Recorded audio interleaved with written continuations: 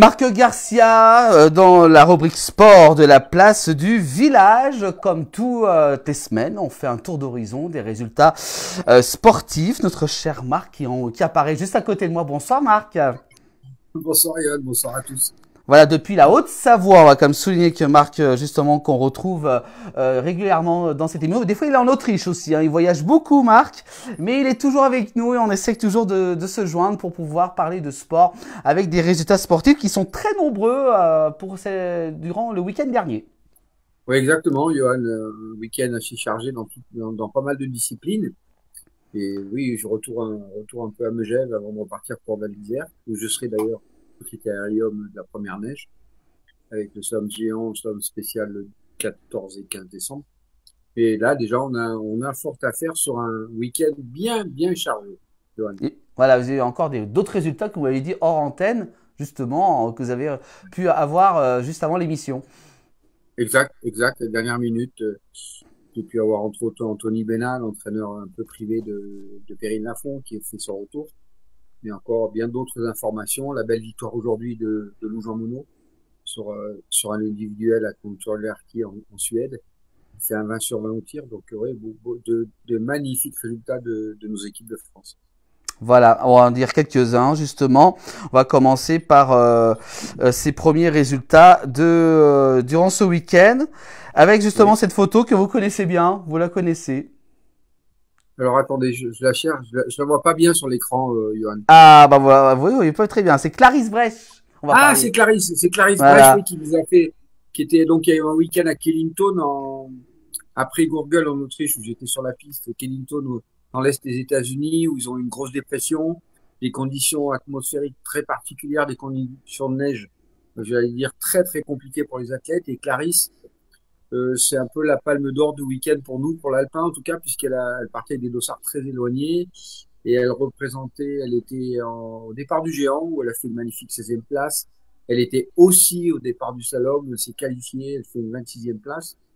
Donc c'était tout, on va dire, tout bénef pour elle. Voilà. On va justement l'écouter avec un extrait de nos amis de la FFS Média TV qui nous prêtent beaucoup les vidéos et également aussi les interviews audio. On écoute justement cet extrait, Marc, et on se retrouve juste après.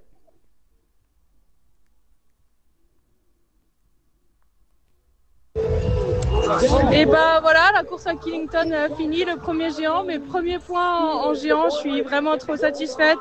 Je me suis pas beaucoup entraînée dernièrement, du coup je suis vraiment allée en me faisant plaisir et en sachant, en mettant tout ce que j'avais, du coup je suis trop contente, c'est trop cool. Voilà, et une belle victoire pour elle, pour ce week-end. Elle est vraiment très satisfaite. Oui, pour elle c'est une victoire. Elle partait avec un dossard très éloigné. Il y avait donc sa collègue Clara Dires qui était 16e à la première manche, qui malheureusement tombe à la deuxième, Clara, et elle qui fait une 16e place en géant, absolument fantastique. J'ai eu le papa, Eric Brech, qui est le président du syndicat national des moniteurs, qui me disait, j'allais dire presque hors antenne, que sa fille, lors des entraînements en hémisphère sud, avait titillé Chiffrine en géant. Donc c'est pour dire un peu la qualité de ces skieuses, qui est on va dire, polyvalente dans ses épreuves techniques. En tout cas, un magnifique géant de sa part.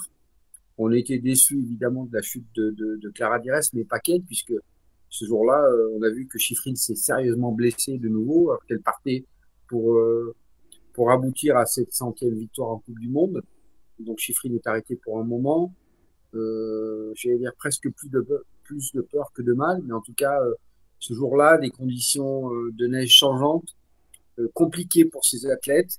Il n'y a pas eu que Clara Dires qui est tombée, mais beaucoup d'autres skieuses ont eu des difficultés sur cette piste de Kennington. En tout cas, c'est tout à l'honneur de Clarisse. Alors, ça vous paraît peut-être anecdotique, une 16e place, mais partant dans des dossards toutes 50, c'était une magnifique performance de sa part. Voilà, un beau résultat, surtout, c'est vrai. Oui. On va continuer. Allez, justement, encore une autre photo, notre cher Marc. Regardez à côté de nous, nous avons Marie Lamure qui est fini 17e du slalom. Ouais, Marie Lamure qui s'était pas qualifiée à Gorgueul, qui avait skié un petit peu en dedans, et là, elle a eu un peu de bol parce qu'elle était 31e et normalement on prend les 30 premiers de la première manche. Il y a une disqualifiée, elle part à la deuxième et elle finit une 17e place. Donc je pense qu'elle avait tous les moyens d'être satisfaite. Elle était satisfaite de sa performance en slalom, encore une fois dans des conditions assez particulières. C'est la meilleure française du slalom et je crois que finalement elle tire bien son épingle du jeu. On va l'écouter, je crois, non? Bah oui, on va l'écouter justement avec toujours justement ces extraits de la FFS. Donc Ski Media qui nous prête ces images. On écoute. Retour sur la course de Killington, c'est Marie qui parle. J'ai eu extrêmement beaucoup de chance sur la première manche, j'étais 31e. Au final, la Canadienne Aline Meyer, elle a enfourché, donc ça me permet de rentrer dans le top 30. J'essaye de prendre ma chance sur la deuxième manche, c'est une piste qui est assez engagée, c'est un tracé qui est assez engagé aussi, assez glace.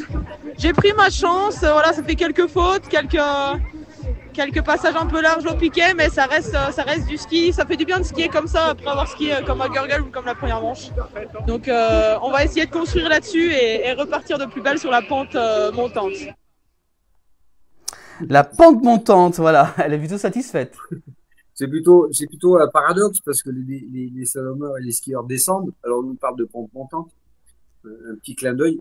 En tout cas, oui, elle a toute la raison d'être satisfaite. Alors c'est la particularité de Marie, c'est qu'elle est capable de nous claquer des manches exceptionnelles et puis de skier un petit peu en dedans, comme elle l'a fait à Gurgel. Alors là, pour le coup, je pense qu'elle s'est rassurée. Elle a eu cette chance-là que la Canadienne était disqualifiée. En tout cas, ça fait partie du sport et du ski.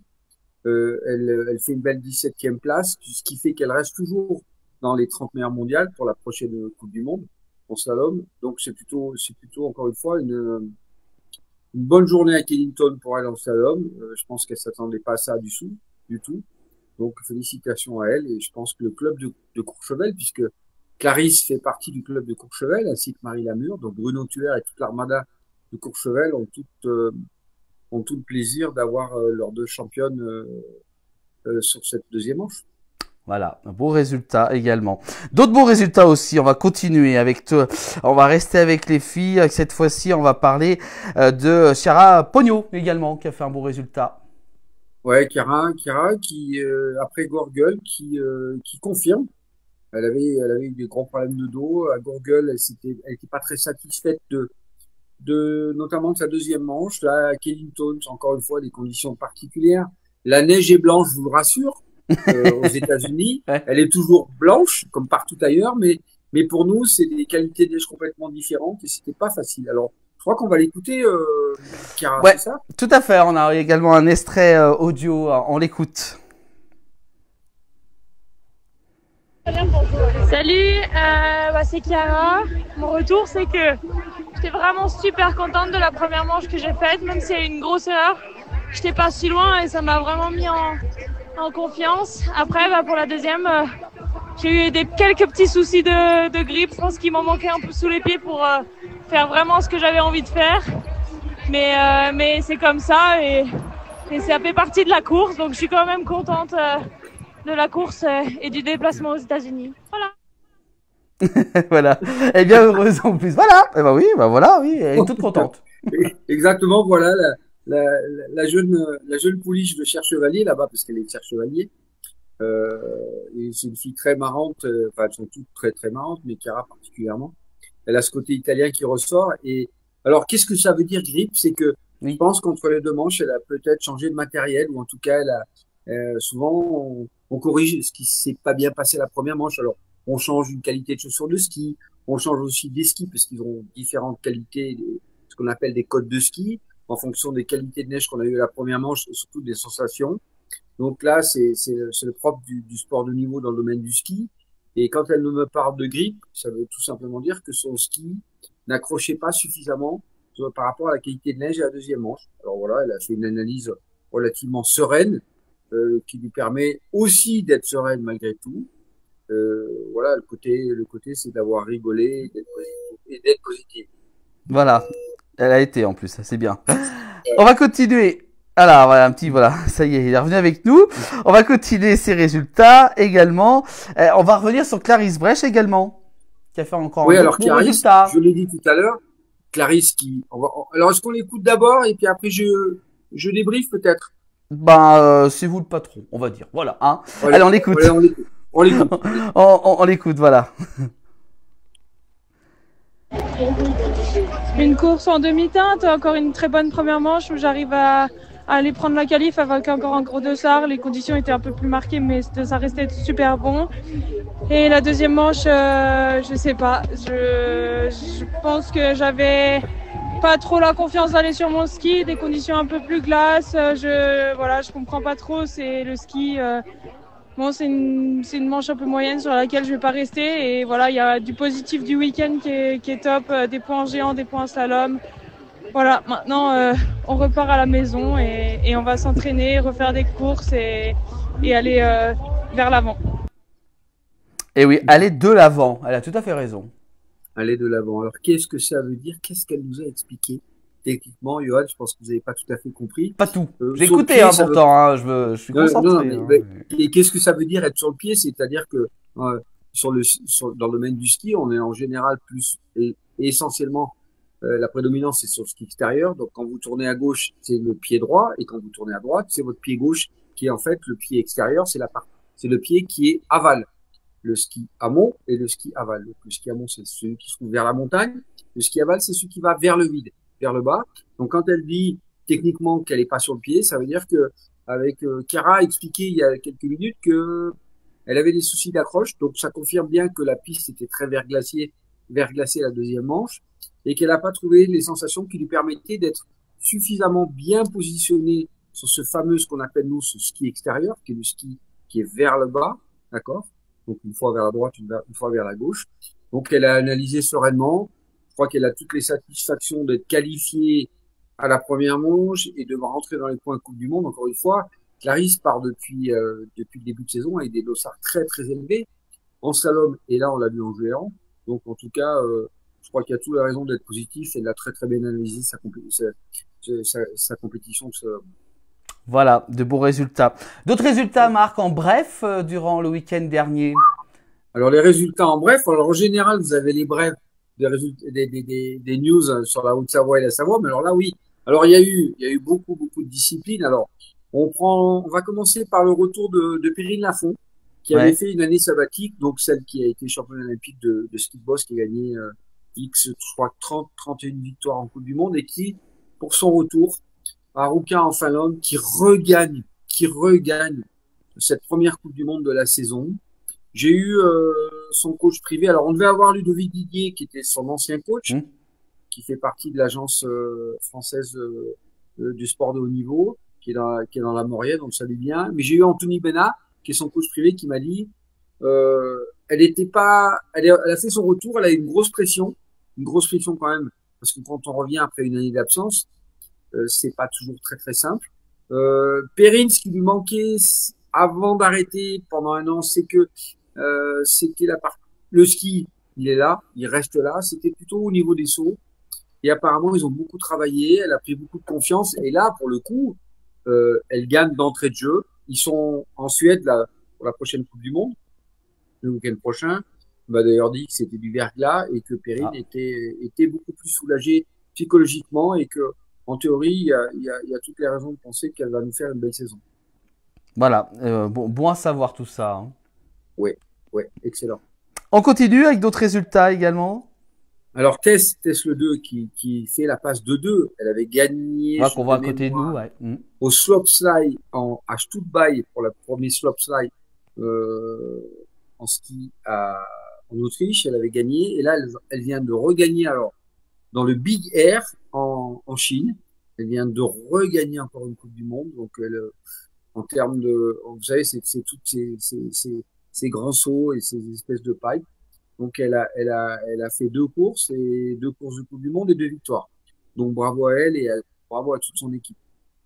Voilà, beau résultat. Alors, garçon également, si vous en avez peut-être? Alors, garçon, j'ai la partie. Alors là, ils sont en alpin, ils sont à Beaver Creek sur la fameuse Coupe du Monde, où il y aura dans 2 jours, il y a la descente, et les entraînements sont bien passés pour l'équipe française avec Cyprien Sarrazin, le chef de file. Odermatt est toujours là, donc il y aura une descente le 6 de mémoire, le 7 c'est un super géant, et le 8 ça terminera par un slalom géant. Voilà pour les garçons. Mais alors une discipline que j'adore, Johan, c'est le biathlon. Ah. Mais oui, c'est actuellement. Ils ont fait un carton, les mecs. Et les filles aussi. Donc, ça a commencé à Kontiolahti en Suède. Enfin, ils y sont, puisqu'aujourd'hui, on repart un petit peu. Lou Jean Monod gagne l'individuel. Donc, c'est sur quatre tirs. Hein. C'est vraiment l'une des épreuves la plus compliquée pour le biathlon parce qu'elle est très, très longue. Donc, 2 tirs couchés, 2 tirs debout. Elle fait à 20 sur 20 aujourd'hui. Vraiment, le must, elle fait à 20 sur 20 et elle gagne aujourd'hui. Donc, félicitations à elle aujourd'hui. Mais juste avant, il y avait les épreuves par équipe. Les Français ont gagné chez les hommes le 1er décembre. Ils ont gagné. Ils ont quand même ils ont mis à terre l'équipe norvégienne, qui est quand même l'équipe redoutable en biathlon. Donc, félicitations à toute cette équipe hommes. Et puis, les filles avaient fait deuxième aussi au relais avec une petite blessure de Julia Simon. En tout cas, les sports, là, pour le coup, dans les disciplines, chapeau. Hein. Ouais, c'est vrai. Tous ces résultats-là qu'il y a eu durant ces derniers jours. Oui, alors j'ai aussi oublié qu'il y a eu le week-end dernier des Coupes d'Europe. Alors, c'est l'antichambre de la Coupe du Monde. Coupe d'Europe à Zinal chez les féminines. Et puis, l'équipe de Greg Masson, on a mis du Grand Bornand. Du coup, la Clusa Grand Bornand. Du coup, les filles ont fait Brandjoun de Châtel de notre ami Nicolas Rubin. Elle a fait 2 sur la première Coupe du Monde la première Coupe d'Europe, pardon, de géants. Et puis le lendemain, c'est alors le nom, moi je la connaissais pas, Abouli Loïs des Menuires, qui fait une belle 3e place. Donc un bilan autant au top niveau que un niveau inférieur en Coupe d'Europe pour nos Françaises. Voilà. Alors j'ai des questions. C'est la semaine dernière, on pouvait pas voir les questions en direct. Voilà, vous voyez, c'est du direct à 19h39. On a Pierre Ognon qui nous dit que devient la team WAD. La team WAD, c'est un monsieur qui s'appelait Christophe Michaud, qui était de Lyon, qui est un monsieur qui a créé cette équipe, dont j'étais à un moment donné le vice-président. Et donc je m'étais associé pour aider les athlètes. Et la team WAD est toujours là pour essayer d'aider un peu financièrement ce qu'on appelle le freestyle. Donc autant les boss, mais aussi le télémark. Donc la team. Alors j'ai un appel en cours. Hop. On est en direct. Donc la team WAD, oui, moi j'ai eu la chance avec Michael Puffer, notre champion olympique de kilomètres lancés. On a fait partie de cette équipe pendant un certain temps. J'ai été l'instigateur du projet et de la Coupe du Monde de boss de l'Alpe d'Huez. Et d'ailleurs, elle a été annulée pour donner une nouvelle un peu négative, vu les conditions atmosphériques aujourd'hui. Donc, la Coupe du Monde de l'Alpe d'Huez est annulée de ski boss. Mais c'est pas grave, ça fait partie de notre métier du ski. Donc, la team WAD, c'est toujours Christophe Michaud, le président, qui s'en occupe et qui essaie de trouver des budgets pour aider autant le télémark depuis peu, mais aussi l'équipe de France de ski de boss, notamment avec Perrine Lafont et Ben Cabé, qui sont les 2 grands leaders du ski de boss en France. Voilà, merci à Pierre. Hein. N'hésitez pas à poser des questions durant cette émission. Puis on a un beau petit commentaire d'Alain Julien. On voit vraiment un spécialiste, Monsieur Marc Garcia. Oh là, attention. Hein. On voit déjà vous. Ah ouais. Non, mais alors, par contre, ce que j'ai oublié, Johan, c'est que on a parlé de Kevin Todd, mais Kevin Todd, il faut quand même spécifier qu'en géant, c'est Sarah Hector, la Suédoise, qui gagne devant Luptic, la Croate, et la troisième, j'ai même un doute là-dessus. Ouais, c'est Camille Rast, la Suissesse, qui le lendemain en slalom a gagné devant l'autre Suissesse, Wendy Holdener, et la Suédoise Anna Zednarsson. Donc un beau bilan pour l'équipe suissesse Coupe du Monde. Bravo à elle. En tout cas, une belle première victoire pour Camille Rast. En slalom, c'est amplement mérité. Évidemment que le regard se tournait plutôt sur Michaela Schifrin qui avait pris une méga tarte, comme on dit dans notre jargon. On avait peur que la saison soit terminée. En tout cas, elle est plutôt, malgré tout, bien blessée. On va la laisser récupérer et voilà. Donc après, le week-end a été vraiment bien chargé, Johan. Tout à fait. Bah voilà, merci Marc. Un peu plus d'informations, les prochaines dates. Alors les prochaines dates, je vous l'ai dit, c'est déjà la Coupe du Monde de de Vail Beaver Creek dans le Colorado avec cette belle épreuve de descente. Hein. On va dire que les grandes descentes, c'est la première, on va dire, dans l'ordre de grandeur, c'est plutôt Kitzbühel. Après, vous avez Bormio, mais aussi vous avez cette fameuse descente de Vail qui est réputée être très très costaud, avec ces 3 épreuves qui vont se suivre, avec la descente, le super géant, le géant. Donc là, on va attendre évidemment le Suisse Odermatt. Et le deuxième, c'est Loïc Meillard. Donc là, c'est vraiment les 3 disciplines dans lesquelles ils ont gagné. En tout cas, Odermatt. On attend évidemment nos Français sur ce programme-là. Les Coupes du Monde de Mont-Tremblant au Canada pour les féminines, il y avait des gens prévus, ça a été annulé malheureusement. Donc les filles vont rentrer en Europe pour se préparer et faire des Coupes d'Europe. Et ensuite, on a tout le programme aussi. Je crois qu'en Suède, le ski de boss pour le week-end prochain, avec Perrine et Ben Cavé, Camille Cabrol, et puis toujours pareil, le biathlon qui continue. Quand ça commence à partir comme ça, en général, c'est tout bénef pour nous les Français. Hein. Tant mieux, hein. Tant mieux. Merci beaucoup Marc pour tous ces résultats, toutes ces informations. Voilà, c'est ça le 19h. C'est aussi notre page sport. Hein. Je vous rappelle à retrouver également en replay dès demain sur YouTube, Instagram, également aussi sur TikTok pour ceux qui veulent revoir cette rubrique, également aussi sur Facebook. On met un petit peu partout pour pouvoir retrouver Marc avec toutes ces explications, ces résultats.